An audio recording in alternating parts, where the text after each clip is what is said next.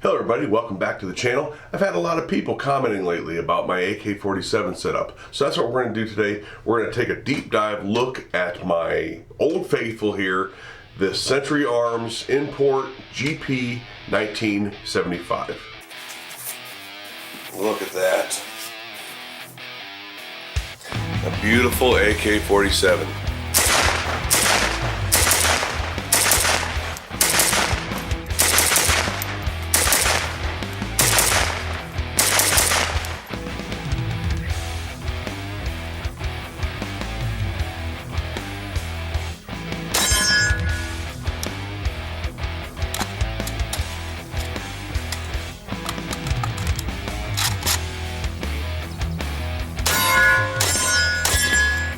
So let's first run some in the GP75.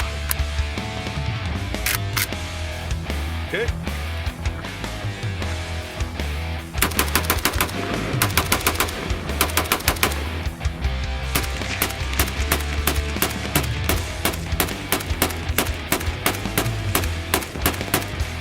I know this one.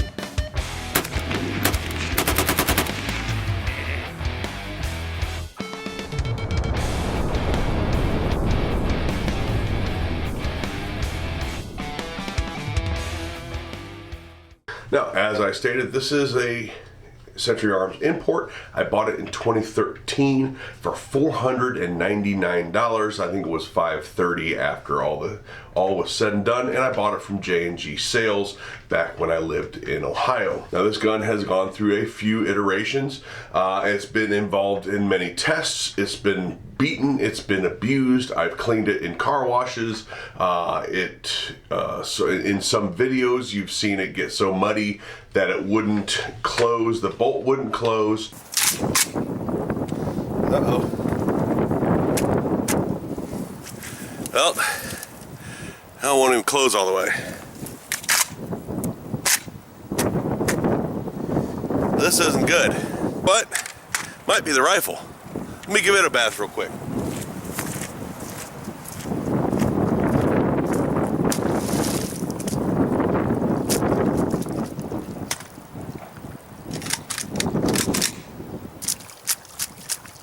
At one point in time, you saw it get the first paint job I ever gave it, where it still had the dong and wood, all the original wood on it, which this stock is still the original stock, but all the original wood on it when it got painted, and now it is what it is today. You know, you'll see exactly how beat up this thing is, but it's still running strong. You'll see exactly how beat up this thing is when we get down closer look at it. Right now, it has somewhere in the vicinity between 40 and 50,000 rounds on it, and the only thing I've had to replace is the firing pin. I had to replace the firing pin once. Oh, and I did change the recoil spring once. So, recoil spring once, firing pin once, in 40,000 plus rounds, and that's it. The barrel still shoots well. I still get good 1.5 inch MOA, 2-inch accuracy, which is what you expect out of an AK, and the stock has never split, things like that. So let's get down on the table, check it out, get a deeper, closer look at it. It's not clean, but I will take a couple of pieces apart for you and show you some wear and things like that, and we'll finish the video up. All right, so here it is in all of its glory. Let me take the sling off. It'll make it a little easier to flip this thing around. The sling is the same sling I've been using for years on this thing, and that is, and while I don't really support the company anymore, I can't say anything bad about the sling. The sling is from Bowtach Tactical, and it's a 2-to-1 point bungee sling. This is still one of probably the best bungee sling I've ever seen. So there's that. All right, so this is probably a Korean magazine. I've run the crap out of these. They are fine, they run fine, but you're here for the rifle. Let's get up close with some of these, with the paint job and some of these nicks and dings and scratches. Yep, it has seen It has seen a lot. It's seen a lot. All these places where paint's missing now. If anybody wants to know how to get the battle worn look on their rifles, just use it. Like, stop Instagramming it and actually use it. Because battle worn paint jobs are for basement dwelling Call of Duty mama's boys. So it does have the Ultimac M1B railed gas tube on it right there. That's been on there for a very long time. So it also has the Troy Industries battle rail on it. It's key mod all the way around with Picatinny on top, all aluminum design. I don't know if Troy Industries still sells this model. I think they may only sell an M-LOK model now, but this has worked out wonderfully for me, and I really, really like. If you want to extend your capabilities with grip and attachments, for an AK, I absolutely suggest these Troy rails. They do add a little bit of weight, but not enough weight that you noticed if you're like a man. Out here at the front, you see it's got a tap. I think the Tapco version of a bird cage. The original slant muzzle brake broke. It actually cracked and fell off at one point in time, and it was a surprise to me. One day I got this out, I took it out to the desert, and I went, oh crap, that's gone.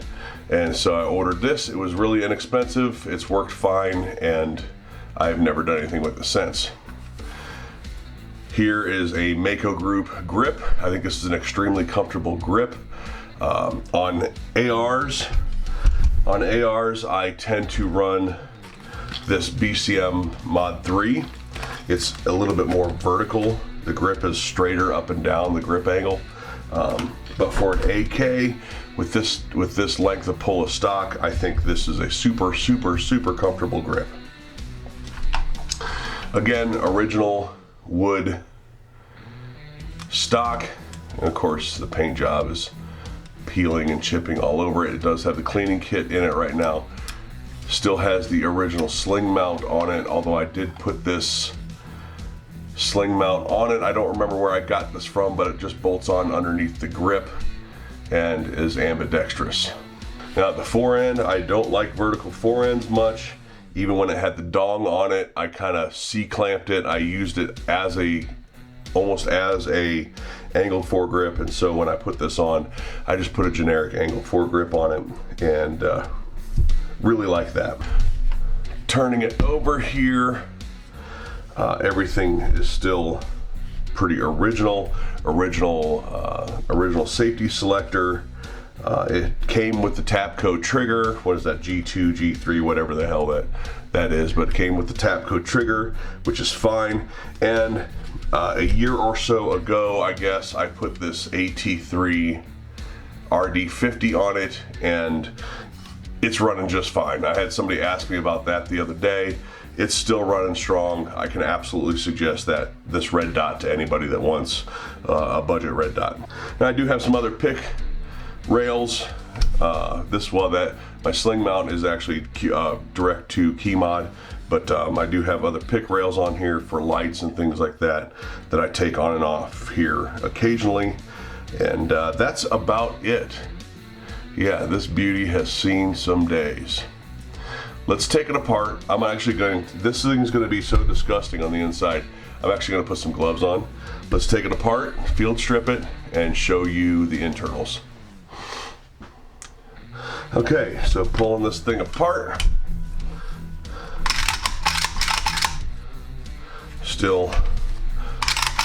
Action is still good, nice and smooth. It was really smooth from the factory when I first bought it, and I mean, it's still really smooth now. Everything works great. Trigger works fine. Of course, push the button, pull the cover off. I did recently put a little oil on this thing because I was out shooting it, so there may be some residual oil on it, but the recoil spring and here is bolt carrier group and gas piston and the bolt It's a loose firing pin. I had a bent firing pin, I don't know, 10,000 rounds or so ago. Maybe a little bit more than that, and so I put the new firing pin in it. Never had to do anything with the extractor or anything like that. So there is the bolt face and the bolt carrier group.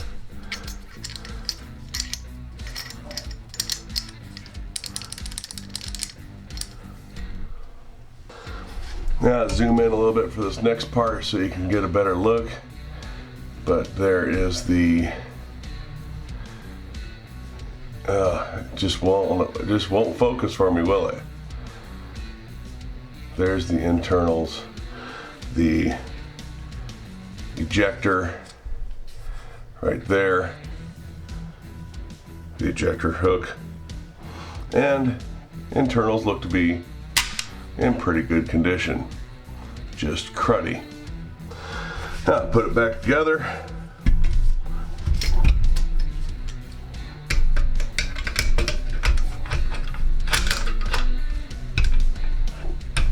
It's been giving me fits lately. There we go. Go.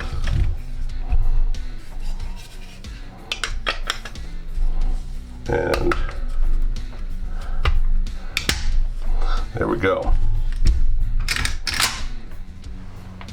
So there it is. There is an overview of Old Faithful, my GP1975 Century Arms import, purchased from J&G Sales back in 2013 for $499, and been a workhorse ever since. I have zero complaints about this rifle, and I don't know that, I mean, I haven't found an AK that competes with this yet. There's, of course, you know, Watsers, there's things about other AKs that are probably better, like the chrome line barrels and you know, milled receivers and things like that, but just for an AK that's going to just last you a lifetime, there's never been a reason for me to get rid of this and replace it with something else. This has been a fantastic rifle the entire time that I have owned it. So as you can see, that is the Century Import GP1975. I've had it for 8 years now. It's, again, been abused, shot, and abused some more, and I love this rifle. This is one of those rifles I don't know that I'll ever get rid of.